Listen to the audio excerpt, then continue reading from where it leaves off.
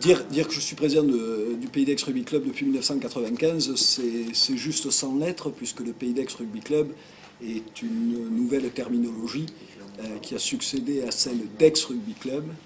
L'Aix Rugby Club a été créé en 1970, et à l'époque, un vieil avocat a trouvé que le rugby ne devait plus évoluer au sein d'un club omnisport qui était l'Aix-Université Club et sa section rugby, et donc a créé l'Aix Rugby Club. J'en suis devenu le président en 1995 et en 2001, on a modifié la terminologie et la dénomination, et d'Aix Rugby Club, on est passé à Pays d'Aix Rugby Club, épousant en cela les nouvelles réflexions en termes de territoire et la nouvelle législation en termes de communauté d'agglomération. Le rugby est un sport qui, pour sa pratique, nécessite des infrastructures beaucoup plus importantes que celles d'autres sports. Il suffit d'avoir un gymnase pour pratiquer tout à la fois le basket, le hand, le volley, une cour de récréation ou un terrain en terre battue, et on peut s'imaginer jouer au football. Le rugby, nécessairement, est un sport qui, pour se développer à bon, voire haut niveau, a besoin d'infrastructures importantes, et en cela, le calage sur un territoire plus important que celui de la ville nous paraissait raisonnable et correspond aussi à une réalité. Si vous voulez, le Pays d'Aix Rugby Club aujourd'hui, c'est bien évidemment avant tout le club de sa ville, et Dieu sait si nous aimons cette ville, mais c'est aussi le club de tout ce territoire, et même bien au-delà. C'est vrai que dans la vie, j'ai le sentiment d'avoir pas choisi grand-chose. Si vous voulez, mon papa aimait le rugby, il m'a fait jouer au rugby. En 1970, année de la création du club, j'ai pris ma première licence en tant que poussin. Et oui, si je dois avoir un côté atypique au travers de cette extrême banalité, c'est qu'effectivement, je dois être un des rares présidents qui a été licencié dans son club l'année de la création de ce club, et qui a joué dans toutes les catégories, puisque j'ai été poussin, benjamin, minime, cadet, junior, équipier senior, et puis un petit peu par hasard et aussi par nécessité, devenu président en 1995. Et mon père avait été, après avoir été un dirigeant majeur du rugby club toulonnais, avait été président de ce club pendant 5 ans.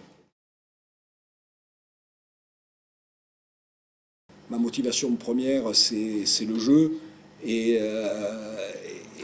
mon admiration première, peut-être pas mon admiration, mais mon enthousiasme va vers les joueurs. Donc l'effectif, ben, je contribue à le choisir, bien évidemment en harmonie avec les patrons du sportif, et ben, j'en attends toujours monts et merveilles.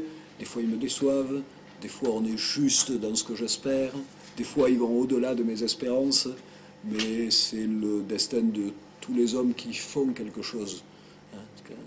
Il n'y a que ceux qui ne font pas, qui ont la capacité à avoir des compétences multiples, à ne jamais se tromper, à jamais décevoir. Mais c'est toujours un ravissement de voir à quel point les gens, même lorsqu'ils sont critiques, s'intéressent maintenant au rugby, qui ne représentait pas grand-chose dans le paysage aixois il y a quelques années, et qui est aujourd'hui devenu un des événements, pour ne pas dire l'événement majeur.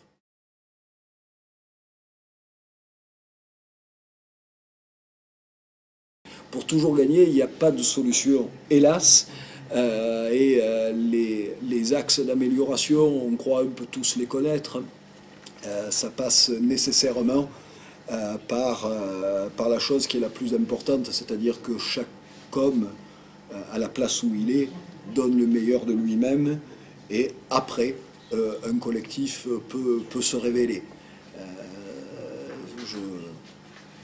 J'ai une vieille formule de vieux président qui dit que la performance est objectif, mais la victoire c'est une alchimie.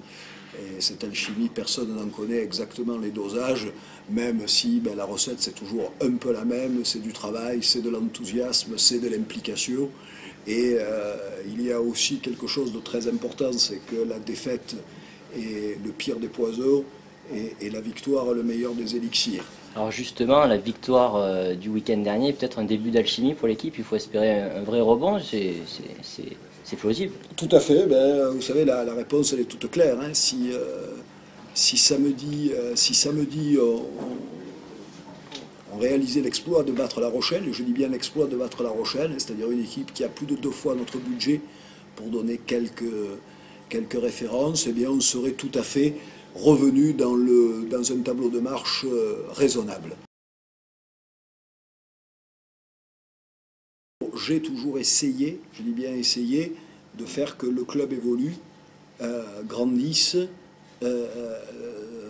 en évitant 2 écueils qui sont le fait de se scléroser d'un côté et le fait de révolutionner les choses d'un autre côté, qui sont 2 écueils, à mon avis, aussi graves l'un que l'autre. L'important, c'est toujours de sédimenter, c'est-à-dire de passer une étape supplémentaire et de ne pas abîmer ce qui existe, sinon la plus-value n'est que partielle. Donc c'est vrai que cette année, nous avons mis l'accent avec mes associés de voyage privé sur quelques points qui étaient à régler. On a dégagé et de l'énergie et j'espère du talent, d'autant plus que ce n'est pas le mien, donc j'en parle très volontiers, mais aussi des moyens dans ce qui nous paraissait indispensable de travailler à court terme, c'est-à-dire l'image du club, c'est-à-dire son rayonnement, et puis bâtir pour quelques années des éléments très stables en termes de charte graphique, d'accueil. C'est vrai que l'accueil au stade a été beaucoup travaillé avec la rénovation du clubhouse, qui n'a été rendu possible que parce que la communauté d'agglomération nous a financé des loges qui nous permettent aussi d'améliorer, ce qui est très important, l'accueil de nos partenaires. Et on a quelques autres projets dans les tiroirs, notamment l'installation d'un réceptif de 400 mètres carrés sur le terrain et dès la saison prochaine, la construction d'une nouvelle tribune couverte.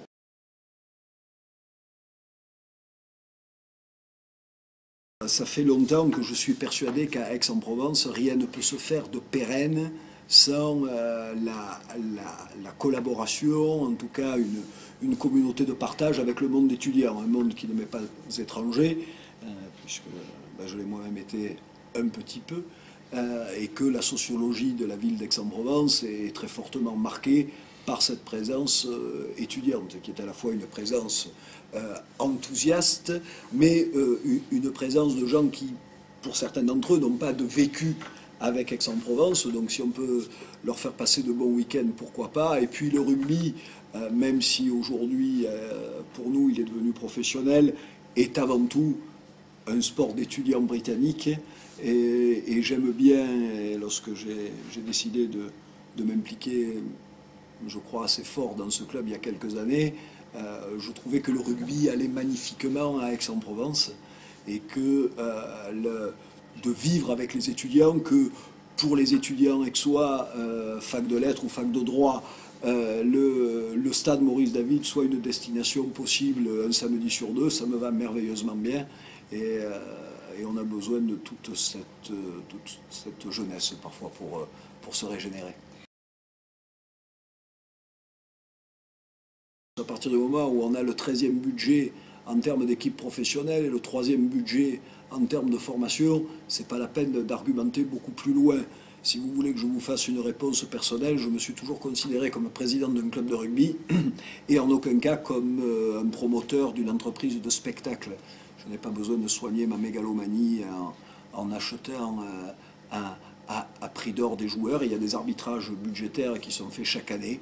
Pour le moment, les arbitrages budgétaires que nous faisons sont toujours de privilégier la formation, parce qu'il n'y a que ça qui donne véritablement du sens au sport professionnel. Et l'on note avec grande satisfaction que je crois que les missions éducatives du parc, purement éducatives, sont pleinement remplies. Aujourd'hui, le parc, c'est plus de 550 joueurs jeunes, c'est-à-dire 550 garçons et filles qui, plusieurs fois par semaine, prennent la direction du stade. C'est quelque chose de très important. On pense que ça permet de mieux les ancrer peut-être dans la vie, mais c'est aussi en termes de retombées sur la performance, parce qu'il n'y a que la performance qui valide la qualité du travail, le fait qu'aujourd'hui le Pays d'Aix Rugby Club est sans doute le club professionnel dans lequel évoluent régulièrement des joueurs issus de la formation du Pays d'Aix Rugby Club. Donc oui, on y met des moyens importants, Et je tiens à vous dire un dernier point qui pour moi est majeur, c'est que le groupe professionnel ne coûte pas un centime d'argent public. C'est-à-dire que tout le coût de la structure professionnelle est couvert très largement par nos droits télévisuels et nos recettes propres, qu'il s'agisse de nos recettes guichets, de notre partenariat, etc. Et que plusieurs centaines de milliers d'euros générés par cette structure professionnelle redescendent chaque année vers la formation du club.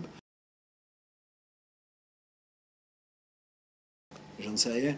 Ce que je souhaite, c'est que ça reste une maison tenue, une maison bien tenue, une maison qui ne vive pas à coups de spasmes, à coups de colère, où les plus grands succès annoncent les plus grandes catastrophes. Ce que je voudrais, c'est que le Pays d'Aix Rugby Club soit une espèce de chapelle joyeuse, où chacun peut, pendant un temps plus ou moins limité, trouver un espace où il peut apporter le meilleur de lui-même, qu'il soit joueur, qu'il soit éducateur, qu'il soit dirigeant, qu'il soit bénévole, et que ça reste une maison où plein de gens différents aient envie de se croiser dans un objectif commun, où effectivement l'éducation des jeunes prendra toujours, en tout cas tant que j'y serai, une place majeure. Et puis d'ici quelques années, j'aimerais bien arriver au Stade de France avec quelques-uns de mes vieux compagnons de route et en essayant de démontrer que l'on peut être les meilleurs sans faire n'importe quoi.